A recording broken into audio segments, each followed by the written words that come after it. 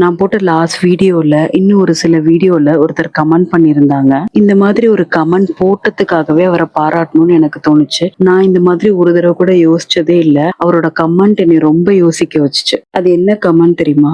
உலகில் மிகச்சிறந்த விஞ்ஞானிகள் ஜெர்மனி நாட்டில். இது எப்படி சாத்தியமாகிறது? இதுக்கு முக்கிய காரணமா நான் பாக்குறது, ஜெர்மனியில ரிசர்ச் அண்ட் டெவலப்மெண்ட்டுக்காக ஜிடிபில 3.1% ஒதுக்குறாங்க. அது மட்டும் இல்லாம ஜெர்மனியில டியூயல் எஜுகேஷன் சிஸ்டம்னு ஒண்ணு இருக்கு. அதாவது பிராக்டிக்கல் லேர்னிங். இங்க இருக்கிற 55% ஆஃப் ஸ்டூடெண்ட்ஸ் வந்துட்டு இந்த சிஸ்டம்ல தான் படிக்கிறாங்க.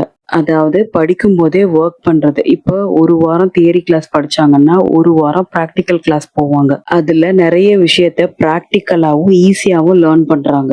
இன்னொரு முக்கியமான விஷயம், இங்க இருக்க யூனிவர்சிட்டிஸ், இண்டஸ்ட்ரீஸ், அப்புறமா ரிசர்ச் டிபார்ட்மெண்ட், இந்த 3 துறையும் சேர்ந்து செயல்படுறாங்க. படிக்கும் போதே இண்டஸ்ட்ரீஸ்ல ஒர்க் பண்றாங்க. அவங்க ஏதாவது இன்வென்ட் பண்றாங்க அப்படின்னா இங்க இருக்கிற ரிசர்ச் அண்ட் டெவலப்மெண்ட் சிஸ்டம் அவங்களுக்கு சப்போர்ட்டும் பண்ணுது.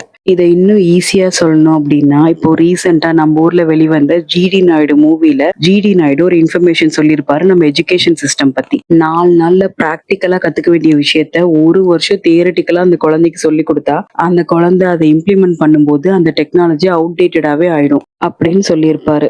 நம்ம ஃபாலோ பண்ற எஜுகேஷன் சிஸ்டம்ல எக்ஸாம் ஓரியன்டாவோ மக்கப் பண்றதுக்கோ நிறைய இம்பார்ட்டன்ஸ் கொடுக்கறதுனால அந்த குழந்தைங்க புதுசா இன்வென்ட் பண்றதுக்கான டைமே நமக்கு கிடைக்கிறது இல்லைன்னு நான் நினைக்கிறேன். நம்ம எஜுகேஷன் சிஸ்டமும் தியரிட்டிக்கலா இல்லாம பிராக்டிக்கலா தொழில் பயிற்சி நிறைய கொடுத்தோம் அப்படின்னா நம்ம குழந்தைங்க ஜெர்மன் குழந்தைங்களை விட இன்னும் நிறைய சாதிப்பாங்க, நிறைய விஞ்ஞானிகள் உருவாவாங்கிறது என்னோட தாட் ப்ராசஸ். அவர் கேட்ட கொஷினுக்கு என்னால முடிஞ்ச அளவுக்கு ஆன்சர் பண்ணிட்டேன்னு நினைக்கிறேன். இதை பத்தி உங்களோட கருத்தை கமெண்ட்ல சொல்லுங்க.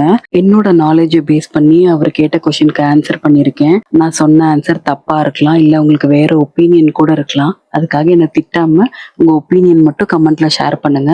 இன்னும் ஜெர்மனியை பத்தி நிறைய இன்ட்ரெஸ்டிங்கான விஷயம் இருக்கு, அடுத்த வீடியோல சொல்றேன்.